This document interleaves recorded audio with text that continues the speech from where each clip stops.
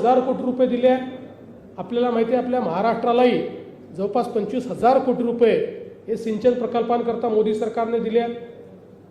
प्रधानमंत्री फसल बीमा योजनेच्या अंतर्गत 1.75 लाख कोटी रुपयाचे दावे निकाली काढले आहेत आणि MSP मध्ये 11 वर्षामध्ये सातत्याने वाढ करण्यात आली आहे।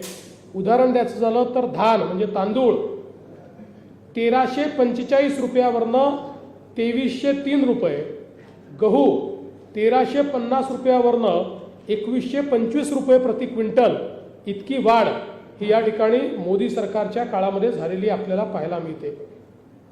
दूध उत्पादनामध्ये 14 कोटी टनावरनं आपण 23 कोटी टनापर्यंत गेलो आहे। मत्स्य उत्पादन स्वतंत्र विभाग काढून 184 लाख टनापर्यंत आपण गेलो आहे।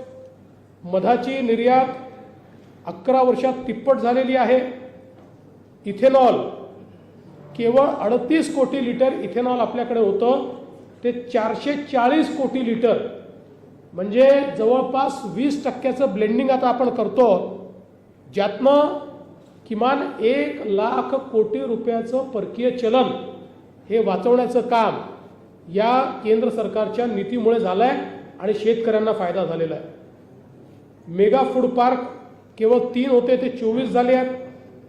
सौर पंप जे शेतकऱ्यांना होते ते या ठिकाणी मोदी सरकार येतपर्यंत केवळ त्या ठिकाणी 1 लाखापेक्षाही कमी होते, ते आता 10 लाखाच्या वर गेले आहेत। आणि मला सांगताना आनंद वाटतो की या 10 लाखामध्ये 5 लाख एकट्या महाराष्ट्राने लावलेले आहेत। सहकार क्षेत्रामध्ये पहिल्यांदा नवीन सहकारिता मंत्रालय मोदीजींनी सुरू केलं।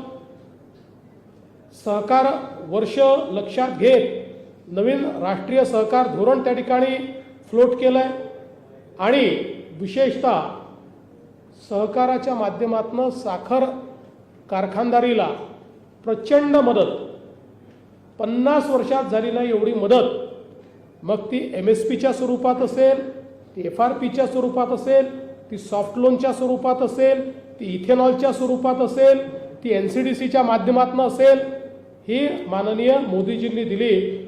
जवळपास 95,000 कोटी रुपये NCDCच्या माध्यमातून या ठिकाणी देण्याचं काम हे मोदी सरकारने केलं आहे। महिलांकरता देखील आपल्याला